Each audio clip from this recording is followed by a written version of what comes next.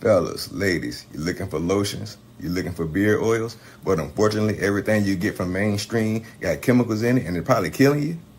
No problem, we got you. Go check out my people from Top to Bottom Hair and Skincare. That's Top to Bottom Hair and Skincare. www.top2bottom, BOTTU, the U is for unique, M.com. Tell them I sent you.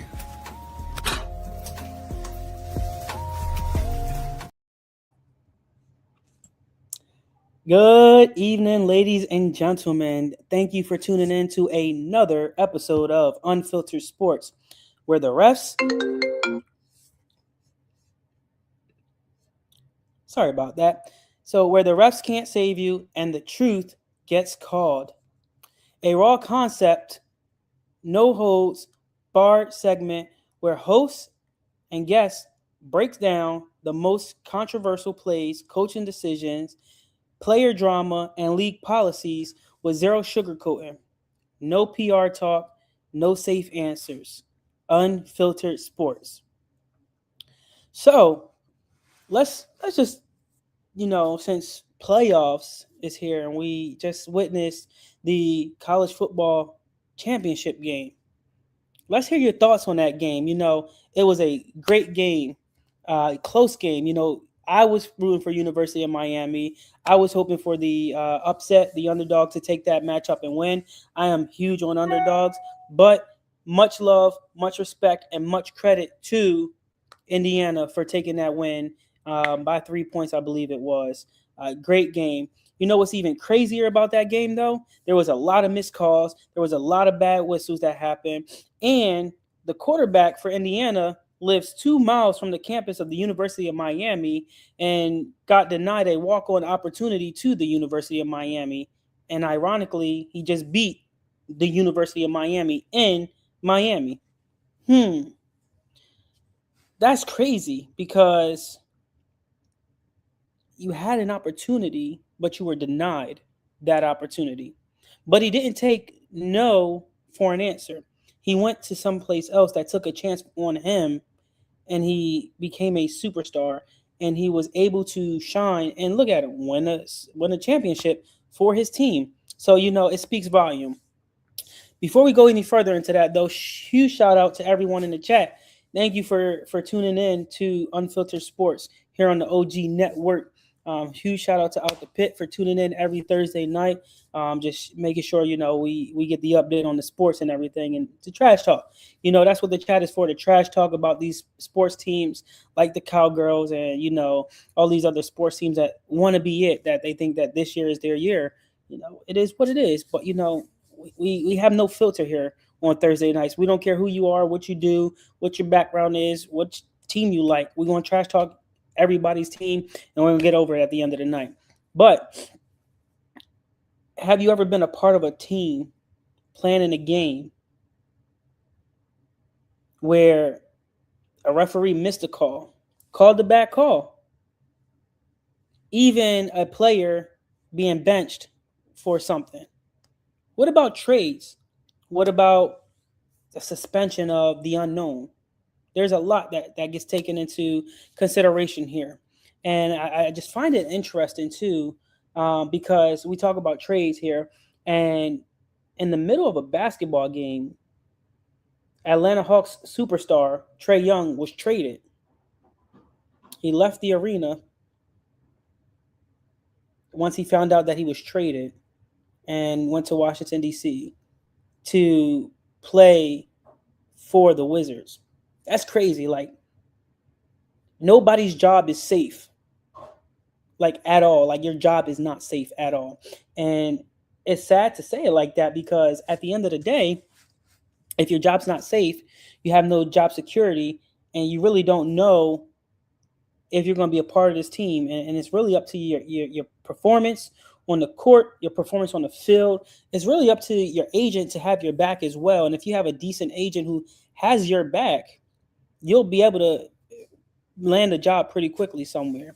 And so, I just find that really interesting to just kind of know that even though sports is the universal language, you really don't have job security. Just know that at the end of the day, You got to figure out what's going to be beneficial for you and your family at that time. And so the crazy part though, right, is that we talk about being benched for your performance. We talk about how you are supposed to be a superstar, how you're supposed to be something. And you get people like LeBron James, who's supposed to be a superstar, who's supposed to be the GOAT, but he hasn't been playing defense recently. But why hasn't JJ Redick benched LeBron James? In my opinion, LeBron should have been benched or traded by now. Yes, he can win you games, but he's old. He's out of his prime. He's just not worth it anymore. The crazy part about all of this, too, is that they won't bench him for whatever reason. He needs to be benched. He's horrible at playing defense right now. This is the first time, if I'm not mistaken, in 21 or 23 years that LeBron hasn't been named a starter in the NBA All-Star game. Crazy. But LeBron wants to cry about every little thing. Like, what's up with that? It's unheard of, because the way this generation is, they are set up to be soft. In my opinion, the way that this game is played, everybody has to shoot a three-pointer. Nobody wants to play fundamental basketball. What happens if everyone jumps in and plays fundamental basketball like it was the 90s when Jordan played, when Shaq played, when, Scottie Pippen, Moses Malone, Dr. J, when they all played and went through the ranks? What happened? They were getting beat up. They played fundamental basketball. The three-point shot was unheard of.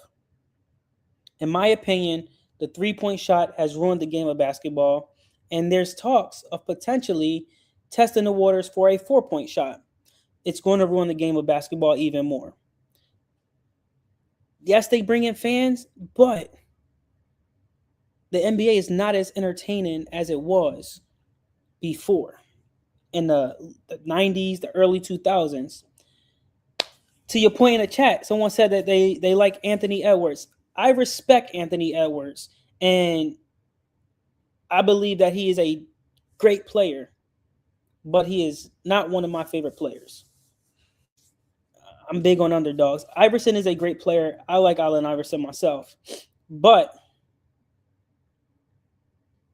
I'm a Lou Williams fan. I like his style. I like the hustle. I like the grind, and I like the underdog mindset that he has. But to your comment here in the chat, how does a three-pointer ruin basketball? Everyone has to shoot the three-pointer. There's rarely anybody attacking the basket anymore.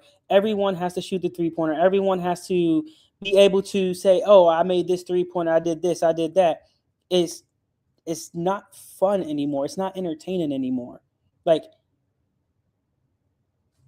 the NBA is starting to become less entertaining than the WNBA, in my opinion. That's just my opinion. You can disagree to agree. You can agree to disagree, however you want to say it. But in my opinion, the way that the NBA is going with the three-point shot, like, everybody has to be like Steph Curry. Everybody has to be like Dame. Everybody has to be like that person who can shoot the three-pointer. Whatever. But who can handle the basketball the best?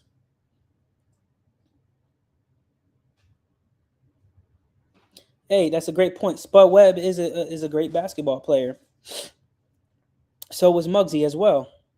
If we looking in, the 90s, like I said, I like Jordan, I like Shaq, I like Charles Barkley, I like Dennis Rodman, I like Dr. J, I like Pistol Pete. I respect their game, and I respect the hustle that they had, because even then, even Reggie Miller can shoot the jump shot, but he can attack the basket as well. And my thing is that everyone is trying to beat some type of stat and beat some type of record, right? So Steph Curry can shoot the three. He shoots it very well. He's confident in his shot, and he can shoot it, turn around, and know that it's going in. I applaud him for doing that. But everybody wants to do the same thing that Steph is doing. He is setting a trend. He's setting an example, and everybody is trying to follow after him. Chris Webber, part of the Fab Five, great player. I respect him. He's part of the Sixers as well. But I really don't like the Kings. I mean, because you had Mike Bibby, you had Chris Webber. You had a decent squad, but what did they really do? You had Peja Stojakovic. What did they really do? They could have made a run. I like the Detroit Pistons, when they played back in 04 and they won the championship because they were an underdog team.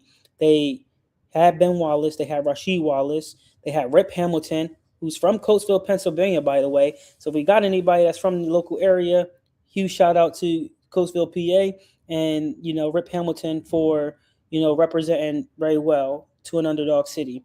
The other crazy part is that they had Chauncey Billups as well. They were an underdog team. Now, mind you, like hindsight a couple years down the road, if they all would have stayed on the same, they did have Prince as well, Tayshaun Prince. I forgot about him. But imagine if that team would have stuck together just a little bit longer, and then AI got traded to the Pistons as well. Just think about the damage they could have done to the league. It would have been crazy to see. I like that. I like that right there. Now, don't get me wrong. Like, Kyrie has changed the game with the way he handled the basketball. Derrick Rose has changed the game of basketball. I don't know. What about the Pacers? Elaborate on that one for me. What about the Pacers? I mean, Reggie Miller was probably like the best person on the Pacers at the time.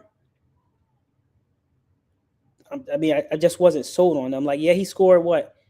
Like 20 points almost it was in 30 seconds or something like that. Something crazy like that. But what about them? Were they really that competitive of a team? Were they really that much of a powerhouse? They are trash. They had Tyrese who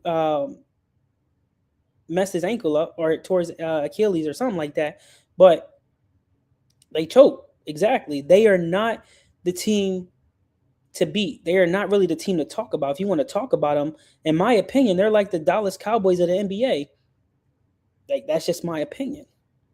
I think the Pacers are the Dallas Cowboys of the NBA.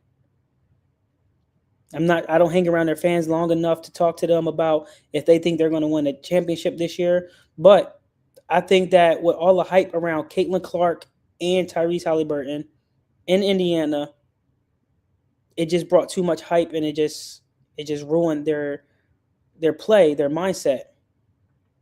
Because if I'm not mistaken, Halliburton didn't do nothing on Team USA to help them win the gold. So, like, is he really relevant at that point? Like, is he really considered a superstar?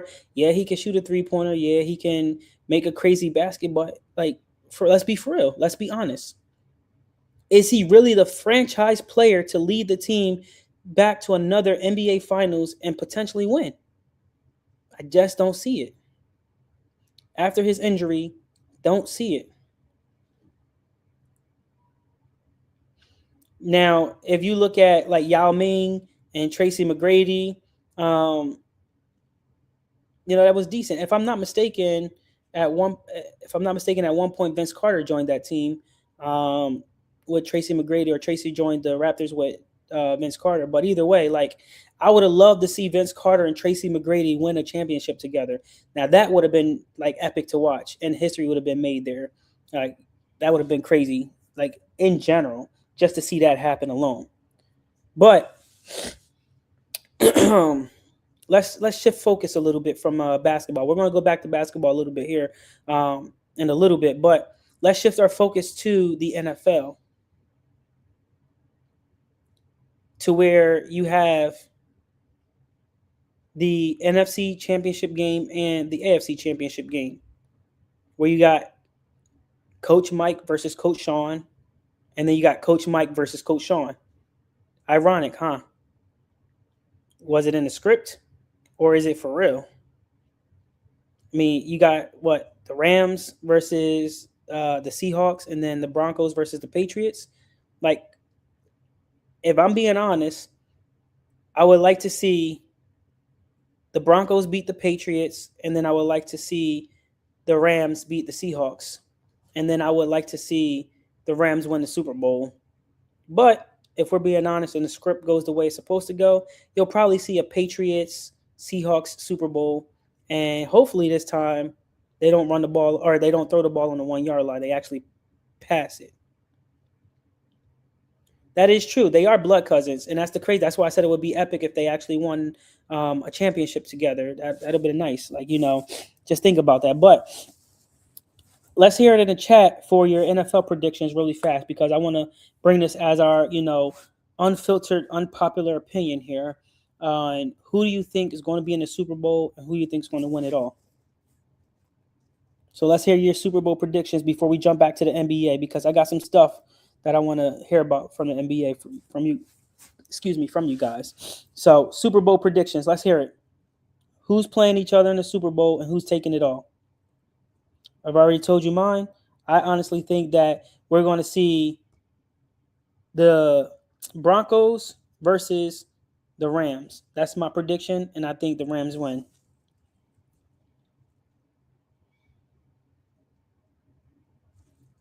See, I mean, listen, it's a good, a good take on that one.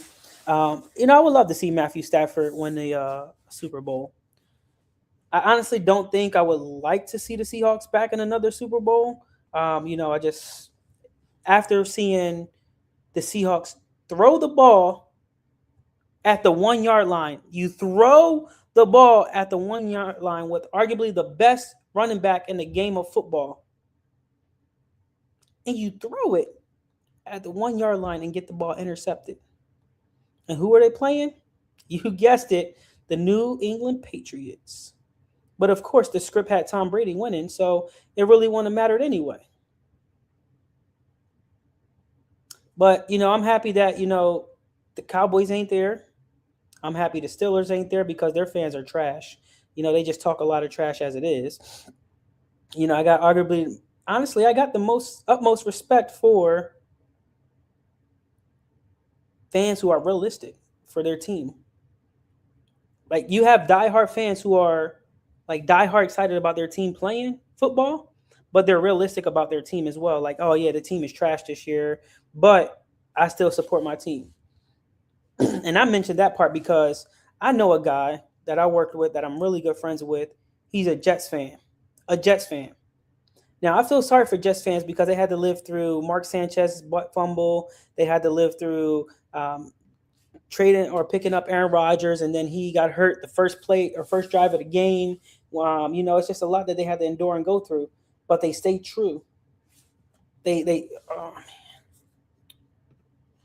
Sorry about that again. It went black. I had a call coming in, but they stay true to their team, and they understand what they're going through, and so what we see here is that our fans are loyal for some of the utmost respect reasons, but some of them are just bandwagoners. Like, it don't make sense to me at all. And I've been an Eagles fan since 2004. So I've known that I was an Eagles fan since 2004. I only knew about the Eagles in 2004 because I was in elementary school, and I was doing like what do you call those parades, like a celebration parade, and they had the news there, and we were like, I didn't know at the time, and so we were chanting for the Eagles and everything, and I'm like, oh, Eagles, and then we watched the Super Bowl that year, and the Eagles lost to the Patriots that year in the Super Bowl, but ever since then, I just watched the Eagles through and through. I would have loved to see the Eagles win a Super Bowl at some point before they did, but I'm glad to live to see them win 2 Super Bowls and kind of just take it from there. But when we look at accountability, and this is where we can jump back into the NBA as well, is that when the game is on the line, and you miss the jump shot, or you make a bad pass, or something doesn't go right, who is to take accountability for that situation? Let's hear that in the chat, because that's decent information to know. Someone needs to be able to take accountability for a bad play call. Someone needs to be able to take accountability for a bad pass. Someone needs to be able to take accountability for a bad jump shot. Someone needs to take accountability for the way the offense or the defense have been playing during that game. So ultimately, who takes the accountability? Whose fault is it? Is it all on the head coach? Is it all on your star player? Who's to blame? Man, we know the Eagles didn't pay for their first Super Bowl because they beat who? Tom Brady with a backup quarterback. I'm just saying. And them Steelers fans always think that they better than everybody, but they wrong.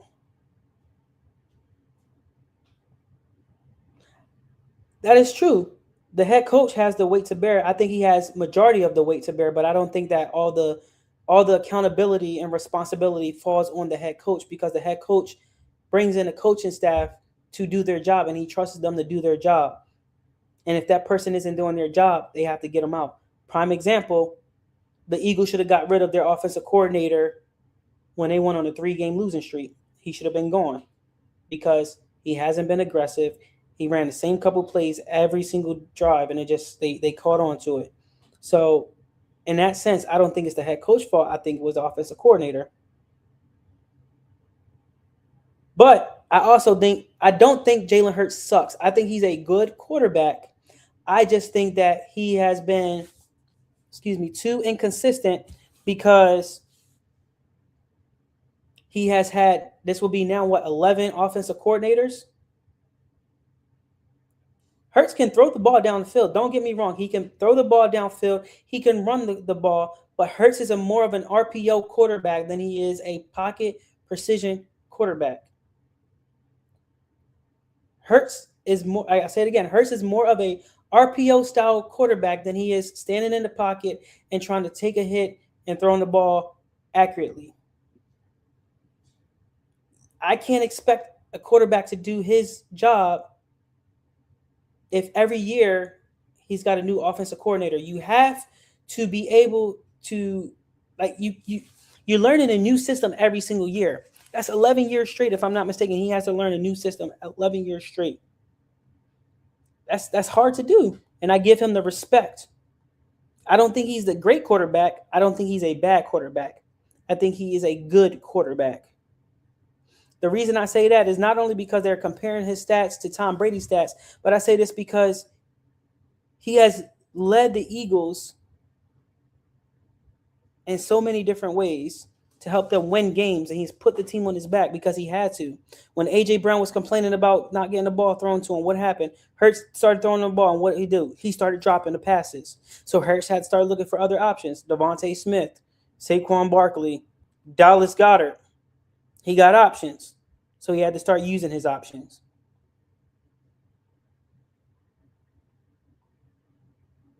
That is true. He did bring that person into his coaching staff, and they've done a horrible job. And it's the coach's responsibility to mentor that staff member. But at the same time, like you said, it may not be his fault 100%, but he has to take accountability and responsibility for the people that he brings in. And I agree with that statement 100%.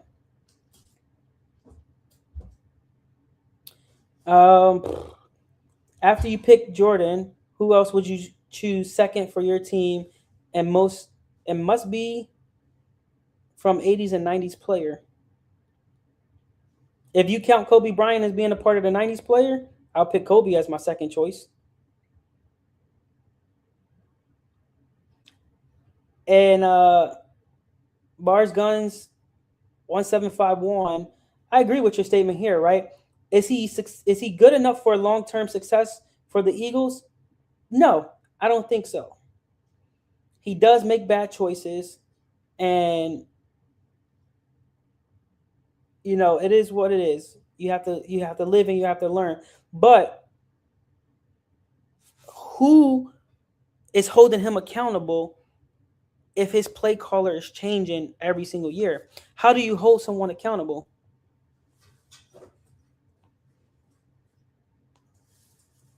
With the game on the line, if I already got Jordan on my team and the number 2 person with the game on the line, I'm taking Kobe Bryant.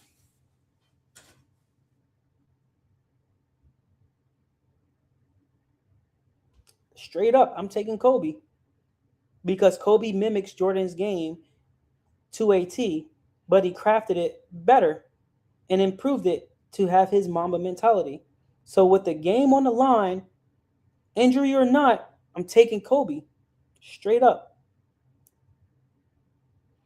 You're right. Andre Iguodala was okay for the Sixers. He was a decent role player. He was a decent role player for who? The Golden State Warriors. When he played for Denver, you really didn't hear much about him. I don't think he was that good in Denver, but again, I would agree with that statement that he was okay for the Sixers. So, like, you know, I'm not like Max Kellerman with the game on the line, and you got to pick between Curry and Iguodala. I'm taking Curry over Iguodala. I would have Michael Jordan. I would have Kobe Bryant. I would have Dr. J. I would have Scottie Pippen, Larry Bird. I would pick Shaq. I would pick uh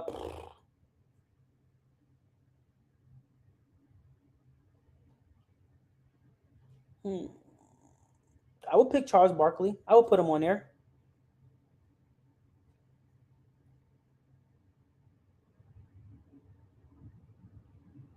Now, are we talking like you trying to recreate the dream team over here? Because if you want to recreate the dream team, Hassan, let's hear your dream team. Let's hear your starting five and then your reserve two. So 7 players total. Let's hear that.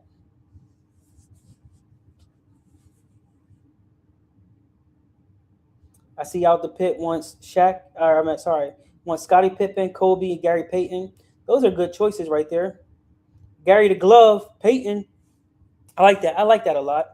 I like that choice. What about Kevin Garnett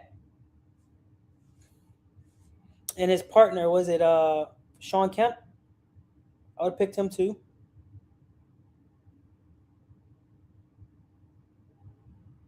But yeah, let's throw it in the chat. Put your starting five and then your reserve two.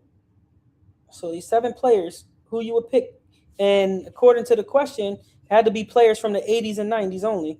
So let's hear it.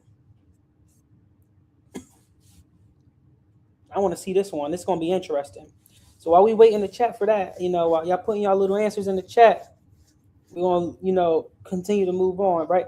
Back to the question at hand too, right? Is that who takes the blame for accountability, right? And so we know the film don't lie. We can see when mistakes are happening, but I heard that the head coach takes the blame for it. But what about the front office? What about the general manager? What about the owner? Do they take some accountability? Or do they get let loose and get off the hook on this one? It's interesting because when the Eagles were losing and not winning games and not making the playoffs and not having a winning season, people were like, "We got to fire Howie. We got to fire Howie. We got to fire Howie." Is it Howie's fault or is it the coach's fault? Now that's something to think about right there. We could put that one in a poll and figure out, who's really to blame. Who takes majority of blame? Is it the coach? Is it your GM? Is it the owner?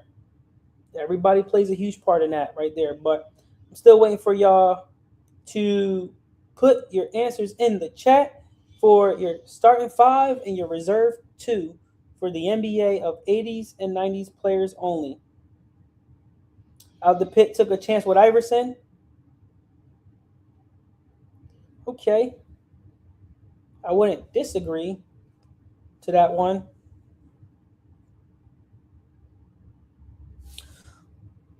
Let's see here. What about Moses Malone?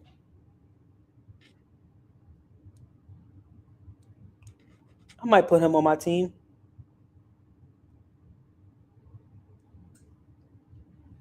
Um, ooh, you know what? Hakeem Olajuwon. I would put Hakeem Olajuwon on my team. That's a good one. He's a great big man. Ooh, what about Stockton? Hmm,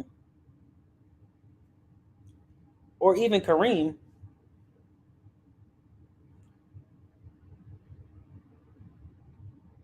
That is true. Jerry Jones is always in front of the media, but if I'm not mistaken, Jerry Jones plays the role of the general manager and the owner.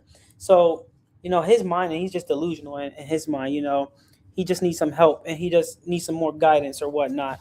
Um, we also forgot Isaiah Thomas, Dominique Wilkins, George Gervin, Clyde the Glide Drexler. We got some players there that were like 80s icons. David Robinson, Carl Malone. You got Grant Hill. And then again, you got Kobe, Tim Duncan, Iverson, who were kind of like in that middle point of 80s, early 2000s, or sorry, not 80s, 90s, early 2000s. But honestly, if I had to pick a starting five, I would pick Hakeem. I would pick David Robinson.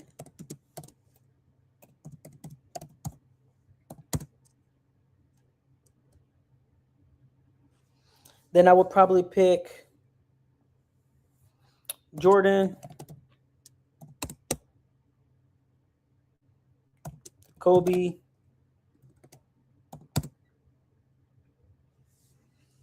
and then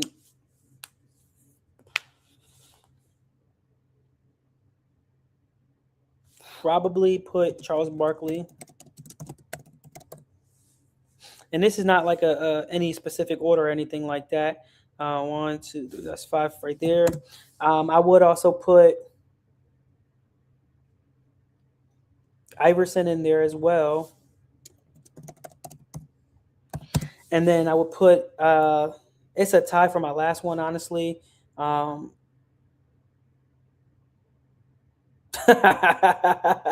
mean, I could put Patrick Ewing in there. I could put Clyde Drexler in there.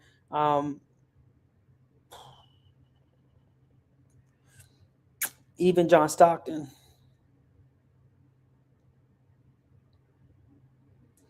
But if I'm,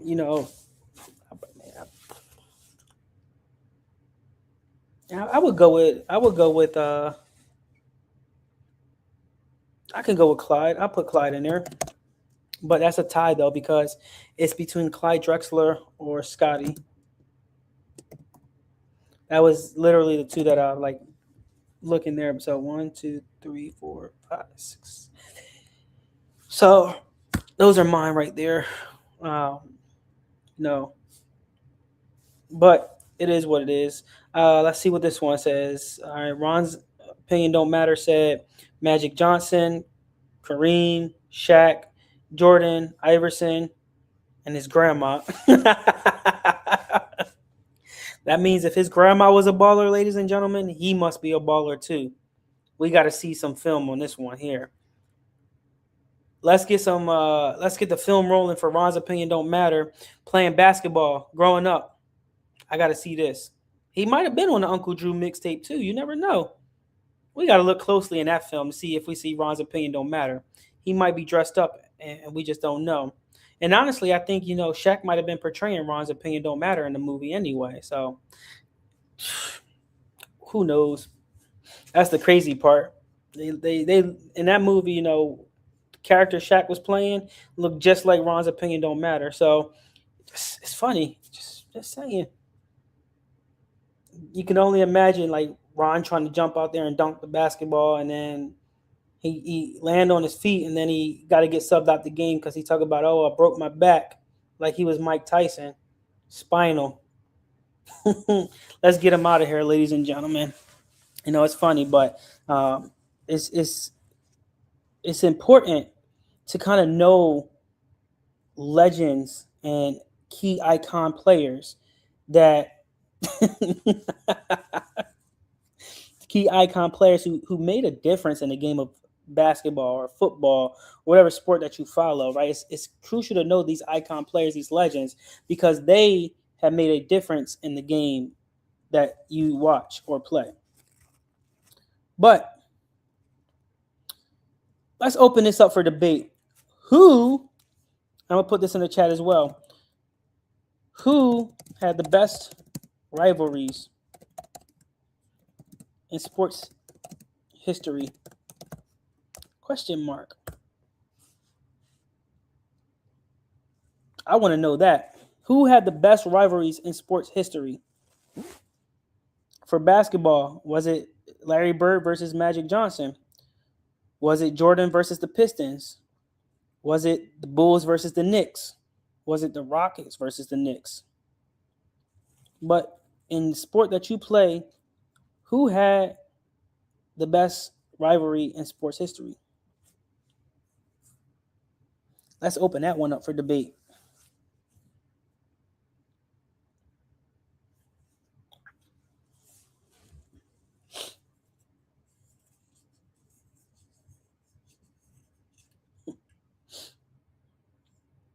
Because that'll be interesting here too. Like, hey, what, is it just Shaq and Kobe? Now that's classic right there. They fight all the time, but they respect each other.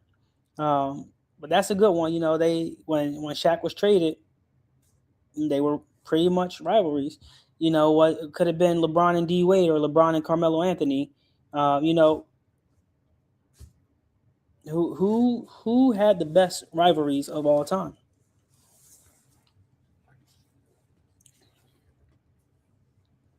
There's no right or wrong answer either. I just want to know, what do you guys think?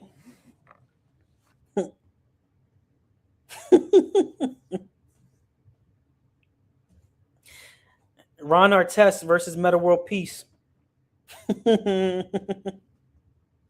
That man has so many names he can't even count on his fingers. That's the crazy part.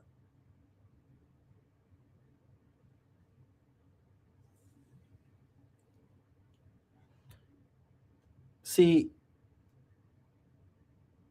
you can look at the history of the 80s and 90s players, early 2000s players, and even the players to today. But honestly speaking, if those rivalries never happened, would you be able to enjoy the game that you were watching? So if, the Bulls versus the Knicks was happening, would you be able to watch it if it wasn't a competitive game? If Jordan versus the Pistons was happening, would you be able to watch that game? Right? Just look at it, right? If Shaq and Kobe wasn't having a fight or an argument because Kobe not passing the ball and Shaq ain't getting the ball down low, or whatever the case may be, if that's not happening and Shaq doesn't get traded, would that be considered, one of the best rivalries of all time? Would the game have changed? If so, how would it change the game? There's a lot to look at, because the game gets changed based off of rivalries, based off of people who show out and becomes a superstar. For people like the underdogs, in my opinion, Jalen Brunson, I consider him an underdog. Josh Hart, I consider him an underdog. They are playing decent basketball. Mikal Bridges, I consider him an underdog. Now, that's a crazy one. Delonte West versus LeBron James. If I was LeBron James, I would have beat him up too.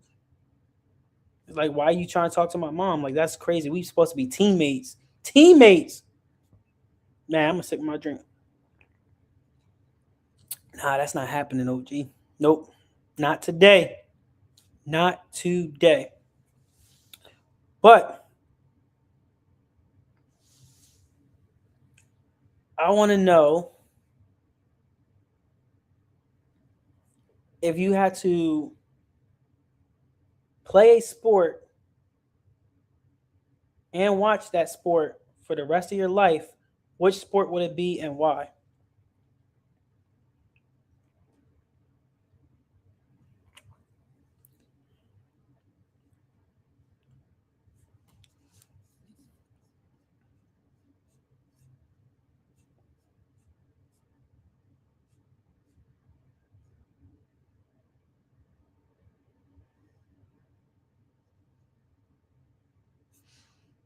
If I had to play a sport and watch a sport for the rest of my life, I would pick basketball. Yeah, I know he did that to his mom. That's the crazy part. That's why I just said talk, because I didn't want to even take it that deep. I mean, it was deep. It was that deep, but like, yeah, that's a fight. And props to LeBron for not knocking him out, but he got him traded. That's for sure. That's the crazy part. If you was in LeBron's shoes, what would you have done in that situation?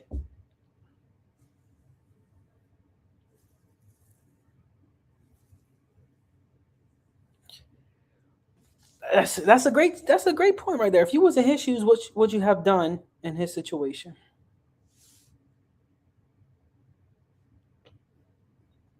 That's a see me outside. How about that kind of talk?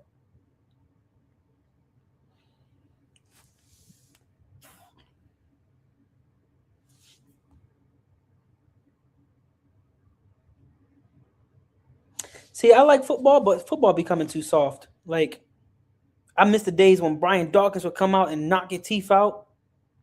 I miss the days where Ray Lewis was out there knocking somebody out. Like those were the hard hitting football days where the quarterback can get hit or even touched without a flag being thrown. Now, like even a finger on the quarterback and there's a flag gone. Roughing the passer, defense, number 95. Like it just, I don't know. Football, in my opinion, is just going in the wrong direction, and I don't like it. The NBA is going in the wrong direction. I don't like that either. I think Adam Silver needs to go. Fire the commish. Like it was a great idea to bring in the NBA Commissioner Cup or whatever, but nah.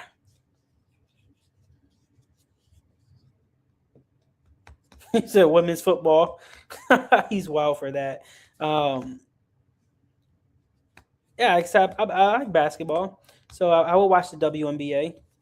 I will watch college basketball, women's and men's college basketball. I will watch men's college basketball too. I'm a huge Villanova fan, so Villanova's back in the win column. Villanova's doing really good, and if I'm not mistaken, they should be nationally ranked at some point, and hopefully get an invite to the national champion or the national tournament as well, the big dance in March. So that's coming up. Ooh, that's going to be good talk. Really good talk. Is March Madness. When March Madness gets here, y'all better have your game faces on and ready to go, because when the door comes knocking, coming out with the hammer, I'm telling y'all now, I don't think Villanova's going to win a national championship this year, but I think they're going to go, if they make the tournament, I think they're going to go pretty far because they're playing very well. I was sad when Jay Wright retired, but I'm happy for him that he's doing bigger and better things right now. But I need Villanova to get back in the win column. It's another team I've been following since 2004, and I respect Coach Wright and everything he's done for that program to turn it around the way he did. I actually saw him in person, and I should have got his autograph, but that's okay. I remember when I was in basic training, and I heard that Villanova had won a national championship. I was hyped. That was in 2016. and then they won again in 2018. So 2 natty championships in the span of 3 years. Bro, they actually got a professional pillow fighting sport. That's crazy. That is wild. If I'm being honest, I would watch the slap that power slapping sport is one on one. You got your hand, you better grip it, bow, and just smack the living hell out of somebody. Like I would do that too. No lie. I would watch that because it's just like you like let me just like bring my hand all the way back with all my power and just smack the daylight out of you, and then watch your head tilt one way and your neck tilt the other way, and then next thing you know you knocked out conscious and they got to get the smelling sauce to wake you back up, and then next thing you know you don't even know what day it is, you don't even know where you at, you got knocked out. You looking like the dude from Friday when he got knocked out and talk about my grandmama gave me that chain. Nah, man. I like watching that though. That's very entertaining. The power slapping sport or whatever it's called. But I did see scrolling through like shorts and stuff like that on Instagram and Facebook. I seen some of those pillow fighting events and people be jumping over or no, that's tag. But pillow fight, they be in like the octagon ring, like the UFC ring style rings, and they be smacking the lay out of everybody with a pillow. It's crazy. No, I wasn't talking about power slapping, running and power slapping. Power slapping, you standing still and getting knocked out. But I'm talking about, and they got an actual pro sport for like tag. It's like one on one, and you jumping over rails and you ducking and dodging and everything. And if you get tagged, you lost. But yeah, that's what I was referring to, not power slapping. But yeah, that's crazy. Like yeah, we should set up an OG network power slapping competition, like a tournament for power slapping on the OG network. That'd be crazy to see. But the first ever match of power slapping on the OG network is got to be Ron's Opinion Don't Matter and Out the Pit. I got to see that one right there. Those two. First ever power slapping match on the OG network has to be Ron's Opinion Don't Matter versus Out the Pit. And we ain't talking about with the little tortilla slapping and all of that. Like actual power slapping. Let's see that one. But Ron going back away anyway, so it's all right. We know he getting old. He ain't trying to relive his glory days or nothing like that. But that's all right, man. We know talk is cheap some of these days, but that's all right. I'm okay with that. But on Unfiltered Sports, there's no whistle, there's no timeouts, and there's no excuses. There's just nothing but heartbeat, cold truth, and no feelings attached.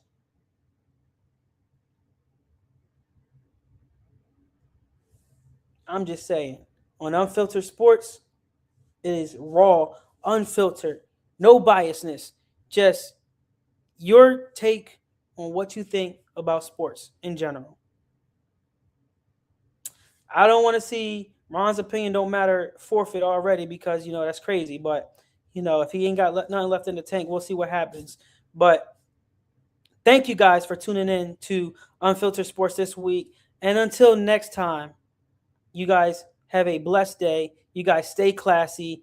And you guys have a great night. Stay warm for those of you guys that are getting snow. So I appreciate you guys for tuning in, checking us out. And until next time, have a great night.